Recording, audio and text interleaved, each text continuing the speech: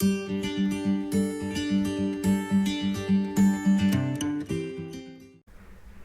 Everyone, lifeline academy में आपका स्वागत है।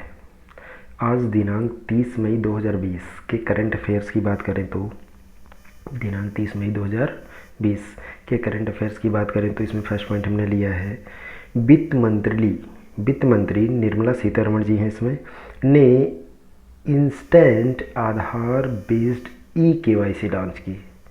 इसमें क्या है, इन्होंने इसमें क्या स्कीम है, ये देखते हैं। 27 मई 2020 को केंद्रीय वित्त मंत्री निर्मला सीतारमण ने इंस्टेंट आधार बेस्ड ई-केवाईसी लॉन्च की। तुरंत केवाईसी होने के लिए है। इसमें क्या है मुख्य बिंदु, वो देखते हैं। यह सुविधा उन पैन आवेदकों के लिए, मतलब जो पैन के लिए आवेदन करना चाहते हैं, उपलब्ध होगी जिनके पास वैध आधार संख्या है, मतलब उनका आधार कार्ड बना हुआ होना चाहिए और उनके पास आधार के साथ पंजीकृत एक मोबाइल नंबर भी होना चाहिए। याद कीजिए, जब आपने आधार कार्ड बनवाया होगा उसमें एक मोबाइल नंबर दिया होगा, तो मोबाइल नंबर अगर पंजीकृत है सही तरीके से, तब आप इस सुविधा का उपयोग ले सकेंगे। सुविधा का नाम क्या है? इंस्टेंट आधार बेस्ड ई-केवाईसी। नेक्स्ट पॉइंट है इसमें, और यह कागज़ रहित, सीधी सी बात है, ऑनलाइन है पूरा सिस्टम, तो कागज़ रहित होगा और मुफ्त में होगा, इसके लिए कोई चार्ज नहीं लिया जाएगा। नेक्स्ट पॉइंट है, उत्तर प्रदेश सरकार ने हर्बल रोड्स प्रोजेक्ट लागू किया। देखिए प्रोजेक्ट का नाम हर्बल रोड्स प्रोजेक्ट। इसके अंतर्गत क्या है, उत्तर प्रदेश सरकार ने राज्यों में 800 किलोमीटर सड़क में हर्बल रोड प्रोजेक्ट लागू करने का निर्णय किया है। कितने किलोमीटर दूरी पर? 800 किलोमीटर। और इस प्रोजेक्ट में क्या क्या है? हर्बल रोड्स प्रोजेक्ट, इस परियोजना के तहत राज्य सरकार सड़क के दोनों ओर औषधीय मूल्यों वाले पौधों का रोपण करेगी। मतलब ऐसे पौधे जिनका औषधीय काफ़ी महत्व है, औषधि के रूप में जिनका उपयोग होता है, इन औषधीय पेड़ पौधों में कौन कौन से हैं? नीम, पीपल, सहजन आदि शामिल हैं। इन पौधों को मुख्यतः लगाया जाएगा रोड के दोनों ओर। और कितने किलोमीटर की दूरी पर? 800 किलोमीटर की दूरी पर। यह पौधे औषधियों के लिए कच्चा माल प्रदान करेंगे। औषध जो दवाएं बनेंगी उनके लिए कच्चा माल मिलेगा और भूमि के कटाव को भी रोकने में मदद करेंगे। सीधी सी बात है, जो पेड़ पौधे बनते हैं, पेड़ पौधों में जो जड़ें होती हैं वो मिट्टी को बहुत तेज़ी से जकड़ लेती हैं, जिसकी वजह से भूमि के कटाव को रोका जाता है। फिर क्या है, इस परियोजना के लिए 800 किलोमीटर की सड़क को राष्ट्रीय और राज्य मार्ग के साथ चुना गया है। कितने किलोमीटर की सड़क को? 800 किलोमीटर की सड़क को। अगर क्वेश्चन हमारा इसमें क्या क्या बन रहा है, इसमें क्वेश्चन बन रहा है हर्बल प्रोजेक्ट किसने लागू किया है, तो उत्तर प्रदेश सरकार ने। अगर पूछ लिया जाए हर्बल प्रोजेक्ट किसने लागू किया, उत्तर प्रदेश सरकार ने। यह कितने किलोमीटर की दूरी पर? 800 किलोमीटर की दूरी पर है। इस प्रोजेक्ट के अंतर्गत क्या क्या है, तो इस प्रोजेक्ट में सड़क के दोनों ओर औषधि मूल्य के पौधों का रोपण किया जाएगा और उनमें से मुख्यतः कौन कौन से पौधे शामिल हैं? नीम, पीपल और सहजन शामिल है। फिर नेक्स्ट पॉइंट हमने लिया है, परिसीमन आयोग की बैठक आयोजित की गई। इसमें क्या है, 28 मई 2020 को परिसीमन आयोग ने अप्रैल 2020 में अपनी बैठक के दौरान निर्देशों की प्रगति समीक्षा के लिए बैठक आयोजित की। हमें पता होना चाहिए परिसीमन आयोग क्या है, इसके आगे हमने डिटेल में दिया है। आइए उसको पढ़ते हैं और थोड़ा समझते हैं। अप्रैल 2020 में बैठक हुआ। मुख्य बिंदु, राज्य चुनाव आयुक्त का विवरण मणिपुर, आंध्र प्रदेश, केंद्र शासित प्रदेश जम्मू कश्मीर और असम राज्यों से प्राप्त किया गया। इसके जो खास बातें रही इस बैठक की, कि चुनाव आयोग का विवरण प्राप्त किया गया किसका? मणिपुर का, आंध्र प्रदेश और जम्मू कश्मीर। जनगणना के आंकड़े भी रजिस्ट्रार जनरल से प्राप्त किए गए हैं। जो जनगणना की गई उनके भी आंकड़े प्राप्त किए गए हैं। अब परिसीमन क्या है, हमने ऊपर बताया भी, परिसीमन का हमने डिटेल लिया है आगे। तो परिसीमन क्या है? परिसीमन राज्य विधानसभा और लोकसभा सीटों की सीमाओं को जनसंख्या में परिवर्तन के संबंध में फिर से परिभाषित करने का कार्य है। परिसीमन का मुख्य उद्देश्य विधानसभा और संसद में समान जनसंख्या के समान क्षेत्रों के समान प्रतिनिधि प्रदान करना होता है। जो कितनी जनसंख्या उसके हिसाब से कितने संसदीय क्षेत्र या विधानसभा क्षेत्र होंगे, विधानसभा सीटें होंगी, उसके बारे में डिसाइड करता है। परिसीमन आयोग द्वारा परिसीमन का कार्य किया जाता है।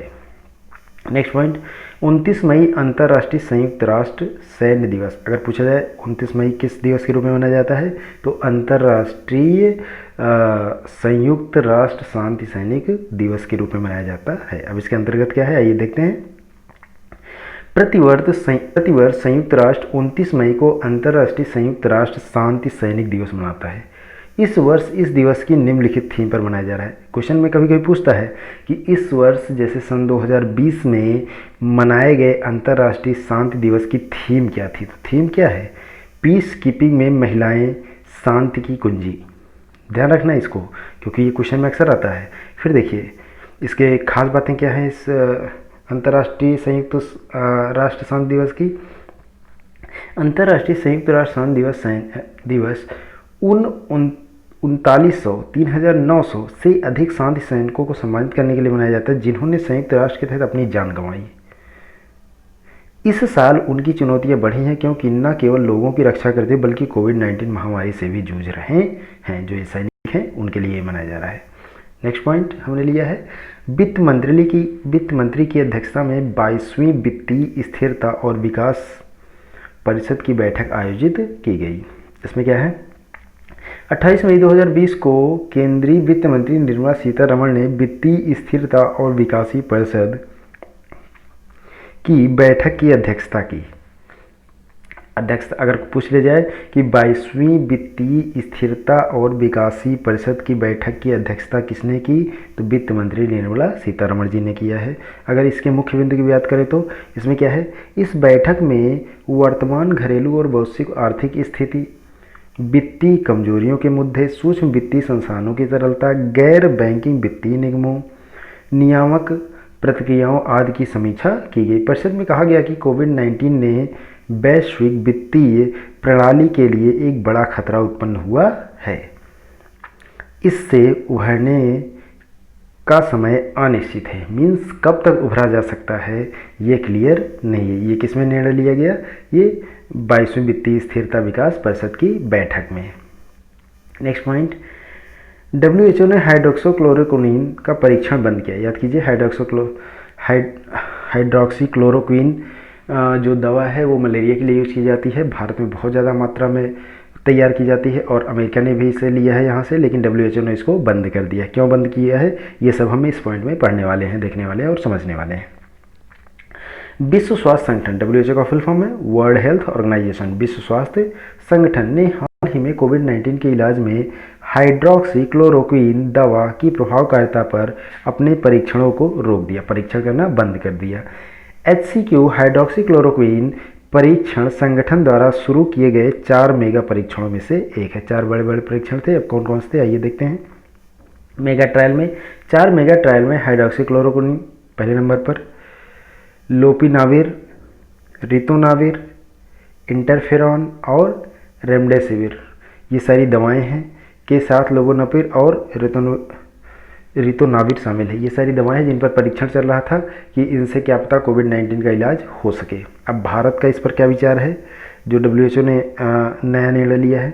WHO द्वारा HCQ पर अपने परीक्षणों के रोक के बाद ICMR जो भारत की मेडिकल संस्था है जिसका फुल फॉर्म है Indian council of medical research, ICMR Indian council of medical research ने घोषणा की है कि इस दवा पर कोविड-19 निवारक के रूप में उपयोग किया जाता रहेगा, कि भारत इसका प्रयोग करता रहेगा। WHO ने भी भले भी मना कर दिया है। हाल ही में ICMR ने HCQ के उपयोग पर दिशा निर्देशों को संशोधित किया था। याद कीजिए हमारे पिछले वीडियो लेक्चर्स में हमने इस पर बात किया था और इसका डिटेल भी हमने बताया था। हम इसमें इस वीडियो के डिस्क्रिप्शन में डाल देंगे उस वीडियो को, आप उसमें देख सकते हैं। उसमें ICMR ने कहा था, एक हल्की अगर जानकारी हम दें तो उसमें ICMR ने कहा था कि केवल किसी डॉक्टर के प्रिस्क्रिप्शन पर ही HCQ दवा को दिया जाए, वैसे ही इस दवा को किसी भी पेशेंट को ना दिया जाए क्योंकि उसका दुरुपयोग होने लगा था। फिर देखिए भारत में दवा को मुख्य रूप से स्पर्शोन्मुख स्वास्थ्य देखभाल श्रमिकों के लिए अनुशंसित किया जाता है। उसका उपयोग कोविड-19 रोगियों के इलाज के लिए नहीं किया जाता है। कोविड-19 के लिए नहीं किया जाता है। अब रोक क्यों डब्ल्यूएचओ ने लगाया, उसका रीज़न भी दिया है डब्ल्यूएचओ ने। कोविड-19 रोगियों पर SCQ के नैदानिक परीक्षणों पर रोगियों की सुरक्षा को देखते हुए निलंबित कर दिया, रोगियों की सुरक्षा को ध्यान रखते हुए निलंबित कर दिया गया है। डब्ल्यूएचओ ने इस तथ्य पर चिंता जताई कि दुनिया के विभिन्न हिस्सों में लोग बिना किसी उचित चिकित्सकीय मार्गदर्शन की दवा को ले रहे हैं। लोगों में भ्रम फैल गया है कि जो HCQ है, हाइड्रोक्सीक्लोरोक्विन, ये दवा हमें कोविड-19 से बचाएगी, जबकि अभी ये परीक्षण के दौर में है, एक्चुअल में ऐसा नहीं है। इसीलिए रोक लगाया डब्ल्यूएचओ ने। जबकि संगठन द्वारा उपचार के रूप में दवा की सिफारिश की गई थी और निवारक के रूप में नहीं, केवल उपचार के लिए किया गया था। ऐसा नहीं है कि इस रोग से हमें, इस दवा की यूज़ से हमें रोग से मुक्ति मिल जाएगी, बिल्कुल भी ऐसा नहीं था। इसलिए इन्होंने रोक लगा दिया है। फिर देखिए, कर्नाटक सरकार लॉन्च करेगी राज्य स्वास्थ्य रजिस्टर। कर्नाटक सरकार लॉन्च कर रही है। अगर क्वेश्चन पूछ लिया जाए राज्य स्वास्थ्य रजिस्टर की कहाँ की स्टेट गवर्नमेंट ने लॉन्च किया है, तो कर्नाटक सरकार ने। कर्नाटक सरकार ने हाल ही में घोषणा की कि वह राज्य स्वास्थ्य रजिस्टर नामक अपनी तरह की पहली परियोजना शुरू करेगी। अब इसकी खास बातें क्या है, आइए देखते हैं। इस परियोजना का उद्देश्य रजिस्टर में अपने सभी नागरिकों के स्वास्थ्य डेटाबेस बनाए रखना। इंपॉर्टेंट बात है कि सभी नागरिक के लिए इम्पॉर्टेंट है और उसके साथ साथ चैलेंजिंग भी है कि सभी नागरिकों को डेटाबेस बनाए रखना। तो रजिस्टर में सभी नागरिकों के स्वास्थ्य डेटाबेस बनाए रखना है। राज्य में सभी 6.5 करोड़ लोगों का सर्वेक्षण किया जाएगा। राज्य में वहाँ की जनसंख्या कितनी है, 6.5 करोड़ कर्नाटक की, और उसमें सबका सर्वेक्षण किया जाएगा। यह कार्य आशा टीम, प्राथमिक स्वास्थ्य केंद्र, राजस्व, शिक्षा विभाग के सदस्यों द्वारा किया जाएगा। इसे पायलट आधार पर चिक्कबल्लापुर जिले में लागू किया जाएगा। अगर कहा जाए पायलट के आधार पर कहाँ लागू किया गया है, तो चिक्कबल्लापुर जिले में लागू किया गया है। नेक्स्ट पॉइंट की बात करें, प्रधानमंत्री गरीब कल्याण योजना से 9 करोड़ 60 लाख किसान लाभान्वित हुए हैं। इसमें क्या है, 27 प्रधानमंत्री गरीब कल्याण योजना का नाम ध्यान दीजिएगा। 27 मई 2020 को भारत सरकार ने घोषणा की कि प्रधानमंत्री गरीब कल्याण योजना के तहत 9 करोड़ 60 लाख किसान लाभान्वित हुए हैं। अगर क्वेश्चन पूछ लिया जाए कि प्रधानमंत्री गरीब कल्याण योजना के तहत लगभग कितने किसान लाभान्वित हुए हैं, तो 9 करोड़ 60 लाख। यह मुख्य रूप से PM किसान योजना के माध्यम से किया गया था। मुख्यतः किसके द्वारा किया गया था, PM किसान योजना। अब इसकी खास बातें अगर बात किया जाए तो लॉकडाउन के दौरान प्रधानमंत्री किसान सम्मान निधि के माध्यम से लगभग 9.67 करोड़ किसान लाभान्वित हुए। यह प्रधानमंत्री गरीब कल्याण योजना के तहत आवंटित धन के माध्यम से किया गया था। लॉकडाउन के बाद अप्रैल और मई 2020 के महीने में लगभग 19,000 करोड़ रुपए जारी किए गए, जो किसानों के डायरेक्ट खाते में जा रहे हैं। इस योजना के तहत राशि सीधे किसानों के खातों में स्थानांतरित कर दी गई है। याद कीजिए, अभी हमने ऊपर बताया। फिर देखिए, प्रधानमंत्री गरीब कल्याण योजना का उद्देश्य लॉकडाउन के दौरान लोगों के जीवन को आसान बनाना था, क्योंकि जो गरीब मजदूर हैं उनके लिए काम नहीं कोई था और ये समस्या है, इसी वजह से इस परियोजना को लॉन्च किया गया था। अब PM किसान योजना के बारे में कुछ जानकारी है। PM किसान योजना 2019 में शुरू की गई थी। अगर पूछा जाए कब शुरू की गई, 2019 में। इस योजना की अनुमानित लागत 75,000 करोड़ रुपए थी। कितनी थी, 75,000 करोड़ रुपए। इस योजना के तहत पात्र किसानों के खातों में सालाना 3 किस्तों में 6,000 रुपये जमा किए जाते हैं। 2-2 हज़ार रुपये आते हैं और 3 किस्तों में साल भर में 6,000 रुपये आते हैं।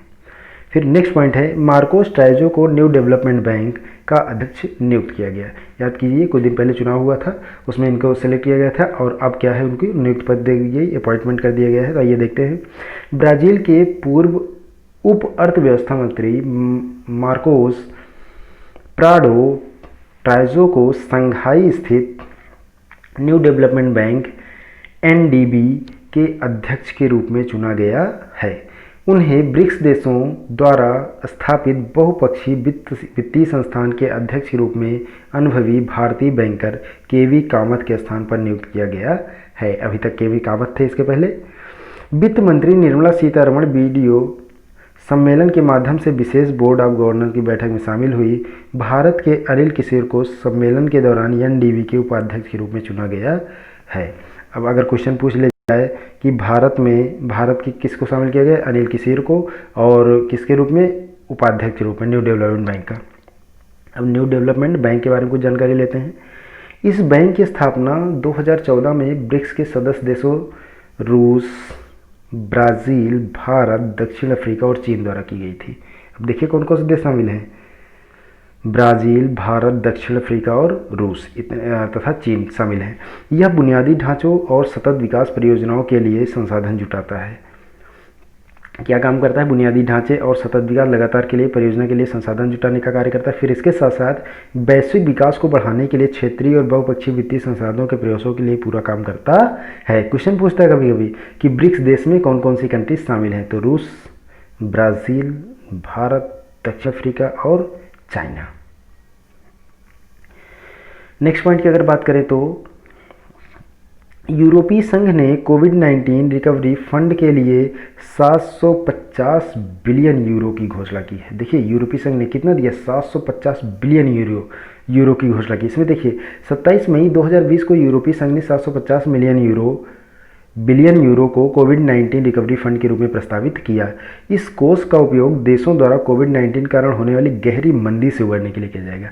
आर्थिक मंदी पूरे विश्व में है तो उससे उबरने के लिए किया जाएगा, जो कंट्रीज़ है उससे जुड़ी हुई उसके साथ। फिर देखिए इसकी मुख्य बिंदु क्या है, यूरोपीय संघ ने अपने सदस्य देशों में स्वास्थ्य देखभाल प्रणालियों, व्यवसायों को जीवित रखने के लिए घाटे की सीमा को तोड़ दिया है। फ्रांस और जर्मनी ने पहले ब्लॉक के वित्तीय उपायों के लिए नकदी जोड़ने के लिए 543 बिलियन अमेरिकी डॉलर फंड देने की सहमति व्यक्त की थी। यूरोपीय संघ फ्रैंको जर्मन मॉडल के समान कई प्रकार के ब्लूप्रिंट तैयार करेगा ताकि वो नए नए नियम जो हैं वो लागू कर सके। नेक्स्ट पॉइंट, एनपीसीआई ने पाई नामक artificial intelligence virtual assistant launch किया है। अगर पूछा जाए पाई किसने लॉन्च किया है, एनपीसीआई ने लॉन्च किया है। एनपीसीआई का full form national payment corporation of India. 27 मई 2020 को national payment corporation of India ने आर्टिफिशियल इंटेलिजेंस आधारित चैटबॉट लॉन्च किया जिसे पाई नाम दिया गया है। क्या नाम दिया गया है, पाई। इस चैटबॉट का उद्देश्य भारत में वित्तीय समावेशन को बढ़ाना है। क्वेश्चन यहाँ बनता है पाई किसने लॉन्च किया, एनपीसीआई। एनपीसीआई का full form national payment corporation of India, ठीक है। और इसका कार्य क्या है, ये वित्तीय समावेशन को बढ़ाएगा। क्लियर। फिर इसके आगे देखते हैं मुख्य बिंदु, इसकी खास बातें क्या है।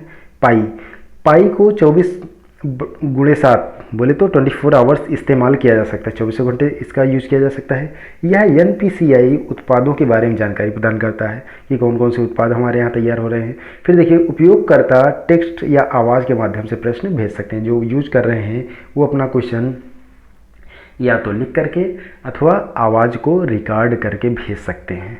प्रश्न भेजने के लिए उपयोगकर्ता को रुपे, एनपीसीआई, यूपीआई की वेबसाइटों का उपयोग करेंगे। इन वेबसाइटों का उपयोग करें, क्वेश्चन पूछ लिया किसकी वेबसाइट का उपयोग कर सकते हैं, रुपे की, एनपीसीआई की अथवा यूपीआई की। वर्तमान में पाई अंग्रेजी और हिंदी भाषाओं में उपलब्ध है। इस समय अगर बात किया जाए तो जो हमारा ये सॉफ्टवेयर है ये हिंदी और अंग्रेजी भाषाओं में उपलब्ध है। इसे जल्द ही अन्य भाषाओं में लॉन्च भी किया जाएगा। बहुत जल्दी इसे दूसरी लैंग्वेज हैं उसमें भी लॉन्च करने की तैयारी हो रही है। कुछ छोटे छोटे पॉइंट हमने लिए हैं उसके बारे में ये देख लेते हैं। राष्ट्रीय करंट अफेयर्स की अगर बात करें तो Kerala wave Q mobile app के माध्यम से पूर्व बुकिंग पर राज्य द्वारा संचालित वेव क्यू आउटलेट के माध्यम से शराब की बिक्री फिर शुरू हुई। अभी तक बीच में बंद कर दिया गया था लेकिन फिर से उन्होंने स्टार्ट कर दिया है। नेक्स्ट पॉइंट, चेन्नई स्थित central institute of plastic engineering and technology CIPET का नाम बदलकर central institute of petrochemical engineering and technology कर दिया गया। अगर चेन्नई में बात की जाए कि central institute of plastic engineering and technology CIPET का नाम बदल दिया गया और नाम क्या रखा गया, central institute of petrochemical engineering and technology. आर्थिक करंट अफेयर्स की बात करें तो सरकार ने 28 मई के बाद 7.75% बचत कर योग्य बॉन्ड योजना के लिए सब्सक्रिप्शन समाप्त कर दिया है। फिर 2019-20 में भारत ने FDI 13% की वृद्धि के साथ 49.97% बिलियन डॉलर का रिकॉर्ड पर पहुंच गया है। बहुत ज़्यादा बढ़ गया है FDI के मामले में भारत। फिर देखिए नेक्स्ट पॉइंट, वित्त मंत्री निर्मला सीतारमण के आधार बेस्ड KYC के माध्यम से इंस्टेंट पैन आवंटन सुविधा शुरू की। ऊपर इसके बारे में हमने डिटेल से अभी पढ़ लिया है। फिर देखिए, वित्त मंत्री निर्मला सीतारमण ने वित्तीय स्थिरता और विकास परिषद की 22वीं बैठक की अध्यक्षता की है। 22वीं, इसके बारे में भी ऊपर हमने ध्यान दिया। नेक्स्ट पॉइंट, वाणिज्य और उद्योग मंत्री पीयूष गोयल। अगर क्वेश्चन पूछ लिया वाणिज्य और उद्योग मंत्री कौन है, तो कौन है? पीयूष गोयल ने CII द्वारा आयोजित निर्यात और डिजिटल समिति को संबोधित किया है। महाराष्ट्र ने 450 किलोमीटर सड़क पर, याद कीजिए इसको, कल के वीडियो लेक्चर में हमने बात किया था, के लिए एशियाई विकास बैंक से $177 मिलियन का ऋण प्रदान करेगा। इससे क्या होगा, वहाँ रोजगार उपलब्ध होगा और प्लस आपस में कनेक्टिविटी भी बेहतर हो जाएगी। अंतर्राष्ट्रीय करंट अफेयर्स की बात करें तो US हाउस ने झिंजियांग में उइगरों के साथ खराब व्यवहार के मामले में शामिल चीनी अधिकारियों की प्रतिबंधियों को मंजूरी दे दी। मतलब उन पर प्रतिबंध लगा दिया गया है क्योंकि वो उनका व्यवहार क्या था, खराब था। चीन की संसद ने हांगकांग में सुरक्षा बिल को मंजूरी दे दी है जो चीनी खुफिया एजेंसियों को शहर में बेस स्थित करने की अनुमति दे सकता है। अपनी पकड़ मजबूत बनाने के लिए कर रहे हैं। नेक्स्ट पॉइंट, ट्रंप प्रशासन द्वारा विशेष स्थिति को रद्द करने के बाद हांगकांग अमेरिकी व्यापारिक विशेषाधिकार खो सकता है। ट्रंप प्रशासन इस समय चीन के ऊपर बहुत ज़्यादा हमलावर है कोविड-19 को लेकर, उसी के तहत ये कार्य हो सकता है। नेक्स्ट पॉइंट, 28 मई को मनाया गया विश्व मासिक धर्म स्वच्छता दिवस। 28 मई को विश्व मासिक धर्म स्वच्छता दिवस मनाया गया है। जो पीरियड्स आते हैं महिलाओं में, उसके लिए बात किया गया। कब मनाया गया? 28 मई को। फिर देखिए, लास्ट पॉइंट है हमारे आज के ये करंट अफेयर का। फेसबुक ने कोलैब नामक एक प्रायोगिक ऐप लॉन्च किया है। इसके द्वारा यूजर शॉर्ट म्यूजिक वीडियो बना सकते हैं। जो म्यूजिक वीडियो है, म्यूजिक के साथ इसमें वीडियो बना सकते हैं। ये फेसबुक ने लॉन्च किया है और नाम क्या है? Collab, COLLAB। लगातार करंट अफेयर्स से जुड़े रहने के लिए चैनल को सब्सक्राइब कर बेल आइकन की बटन दबाएं। धन्यवाद।